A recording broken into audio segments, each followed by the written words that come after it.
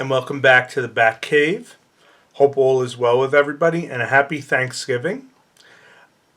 This past weekend, I had the opportunity to attend Anime NYC at the Jacob Javits Center in Manhattan. This was the return of this convention, as last year it was postponed due to the current pandemic. It is owned and run by a company called Crunchyroll, which I actually found out is the parent company of Funimation. Those of you who watch Dragon Ball Z would know that company. I actually thought Crunchyroll was a sushi company, and every time I heard the name, it made me actually hungry.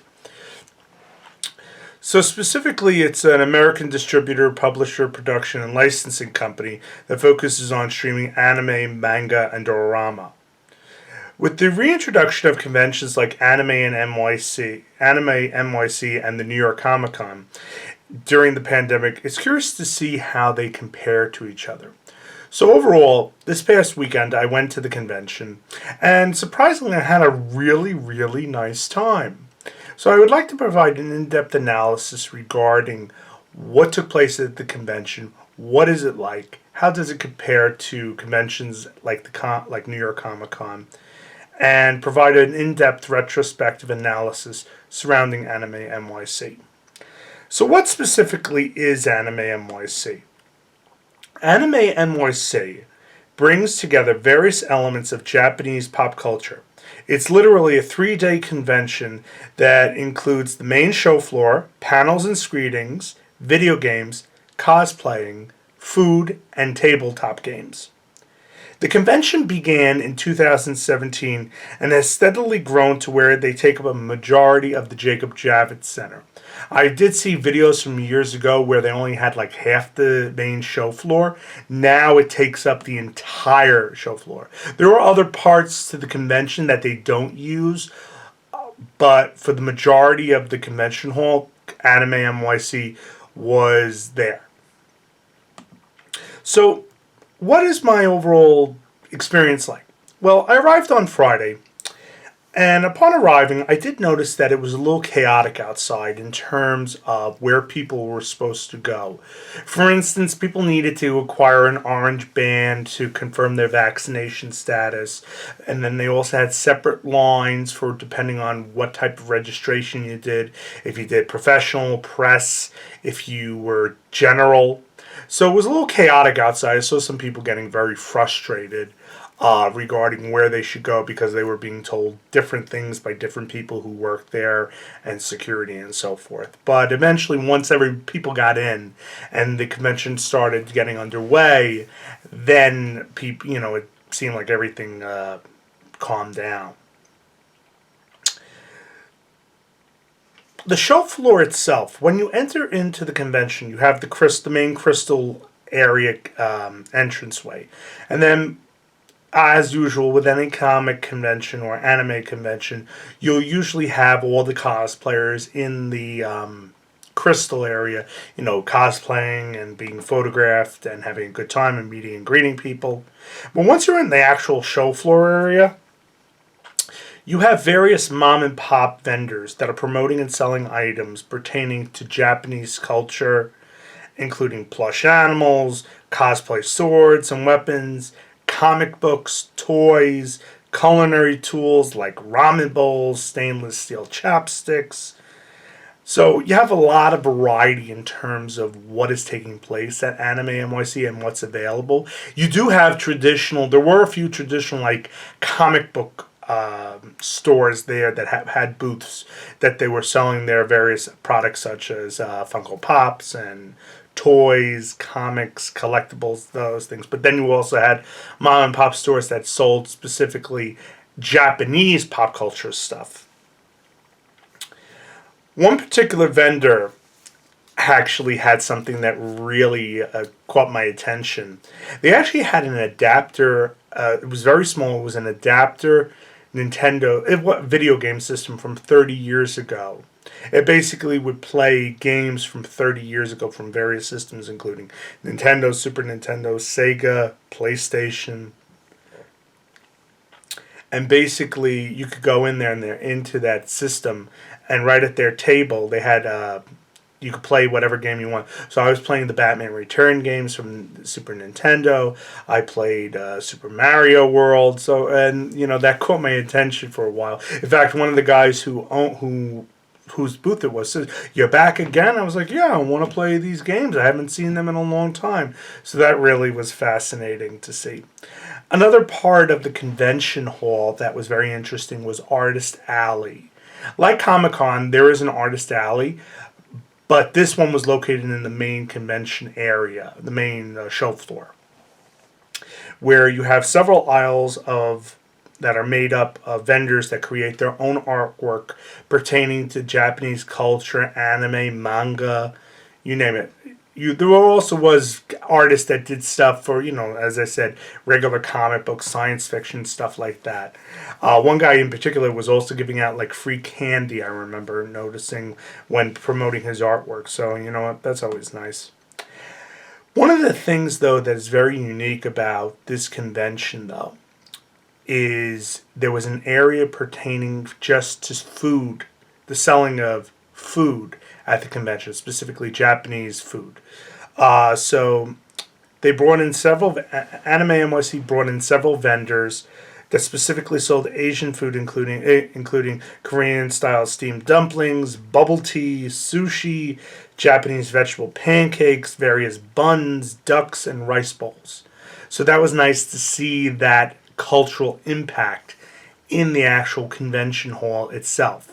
And to see that really was nice. And I saw people partaking. I actually did not have a chance to have any like dumplings or stuff like that. But I did see people, and I was asking, is the food good? Everybody said food's great here.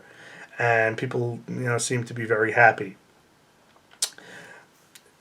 In addition to the regular mom and pop stores, we also had major Japanese vendors that were promoting their products and shows on the show floor. Specifically, New Japan Pro Wrestling, which is actually a wrestling company similar to WWE. It's basically the Japan version of it that have their wrestling. And I've actually seen their programming on television late at night, and some of the performers are amazing in terms of what they could do.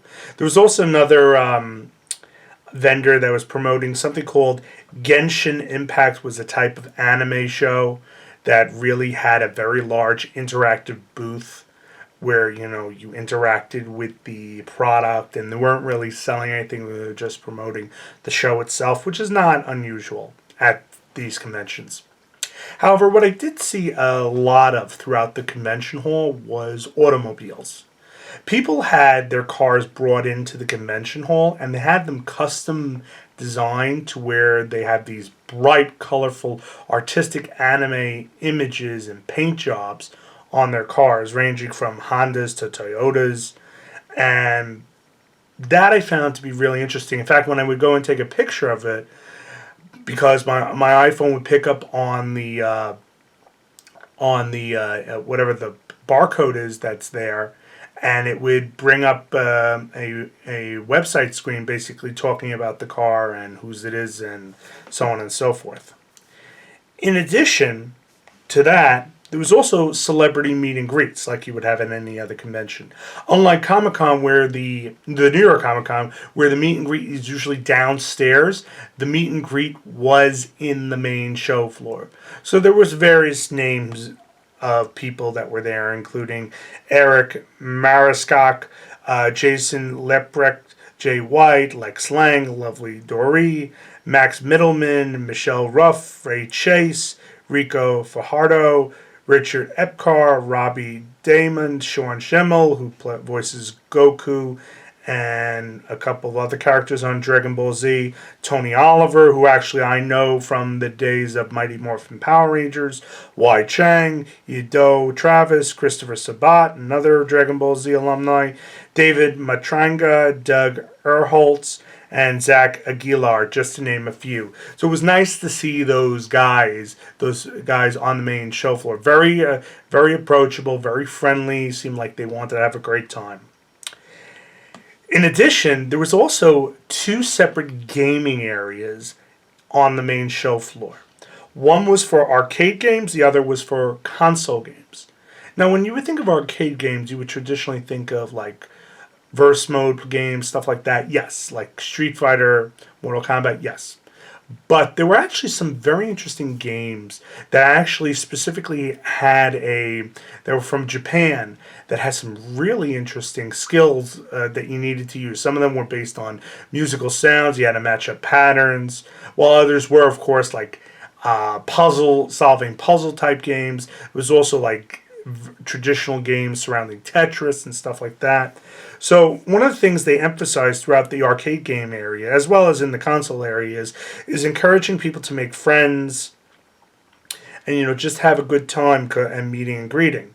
Such Japanese games, like I brought up before, include the names Sound, Voltrix, Exceed Gear, and Jubit, and I'm sorry if I'm mispronouncing this, Ohinta.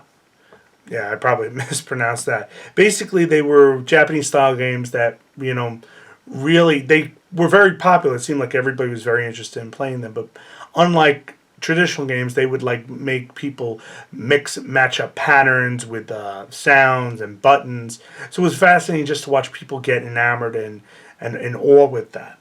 But then on the next area with games, you also had console games, and just like with the arcade games, they were encouraging people to make friends, play games, and have fun. So such games that they had in this area included Melty Blood, Type Lumina, Guilty Gear Strive, Dragon Ball Dragon Ball Fighter Z, Street Fighter 5, Mortal Kombat 11, Tekken 7, Smash Brothers Ultimate, and Killer Instinct. These were the games that were in the console area. And I saw, as I said, in the arcade area, I saw people having a great time, talking to each other, playing the games, enjoying themselves. Like New York Comic Con, Anime NYC had a plethora of cosplayers that were dressed up as their favorite characters from various anime shows. They also had some people that were not even from anime. I saw several people dressed up in Star Wars outfits, just to name a few. But most people that were there, most of the anime people that were there that were cosplaying, most of them wore these bright, vibrant wigs. I noticed, and they overall were very, as I said, very happy, having a good time, posing with people, taking pictures, and just enjoy themselves. And once again, bringing their inner geek to the Javits Center to what they wanted to cosplay at and show their fandom for. So overall, some of my major takeaways from the convention. As I said, I had a wonderful time at this convention. The layout felt very comfortable. In terms of, while it did take up the entire convention hall, I didn't feel everything was as narrow in as other conventions. For example, there was room to walk around. There was a large empty space in between the two convention hall areas because there are mainly two parts to the show floor. So I found that there was an area that was just open where people can move around. It was, as I would say, very breathable. I enjoyed finding a wide range of games throughout the convention hall, especially true for fans of Dungeons and Dragons. Specifically, I met several vendors that were selling various things, including specialty dice for Dungeons and Dragons. In other words, the traditional 7 dice that you would use for that game, but they were so beautifully designed that they had warranties if the dice got chipped that you wouldn't even want to use them because you were so worried that they would break. But then I also saw, what I also really enjoyed seeing was a lot of the tabletop games upstairs. On the final level, on the top of the building, there's an area to the convention hall where people were playing tabletop games, ranging from Magic cards to, of course, Dungeons and Dragons, and there was also a meet up and greet area there for cosplayers. So once again, it was just great to see people having fun playing traditional games like that pertain to our inner geekdom. And then finally, Anime NYC, just like other conventions, was host to many panels and Q&A discussions. So such panels included a meet and greet and QA with Sean Schimmel and the other cast and crew members from Dragon Ball Z, specifically Christopher Sabat, and I found the line to that to be extremely long to get in. Unfortunately, I was not able to go and meet them, but I heard that people were having a great time asking questions and then being very open about what was life like when filming it. And yeah, but one of the conventions I actually, one of the panels I actually attended focused actually on going back to my experience as an educator in bringing manga into the classroom, where it was discussed the importance of incorporating pop culture stories from anime, manga, and comics into the classroom as to why they need to be there and the emphasis on why they're important, what philosophical elements are contained with them that should be echoed to students, children, young adults, teachers who would want to learn more about this. So I found it to be extremely rewarding, given that most of the speakers were actually educators that were talking about how they implement comic books, manga, anime into their daily lessons, or conduct classes that specifically focus in that area of content. Overall, my final thoughts were that this was a rewarding experience. Not only did I have a great time, I had fun. I met some very nice people and was able to acquire some really nice comic books even on my own time, and I did very well with that. I will definitely be partaking in joining Anime NYC in the future as a regular convention, assuming that it continues to take place. Um, I know I being for me, I can consider myself a novice for going to an anime convention, but now, as I said, because I've experienced it, I will definitely be going to more of them. That's it for this week. It was great speaking to everyone. I wish everyone a happy and healthy Thanksgiving. Hope everyone's doing well with their families. And we will be back again for another installment in Larry's Batcave. If you like what you saw, please like and subscribe to Larry's Batcave. And as always, please, any feedback you wish to leave, more than welcome to. Thank you so much. Have a great evening, everybody. Bye.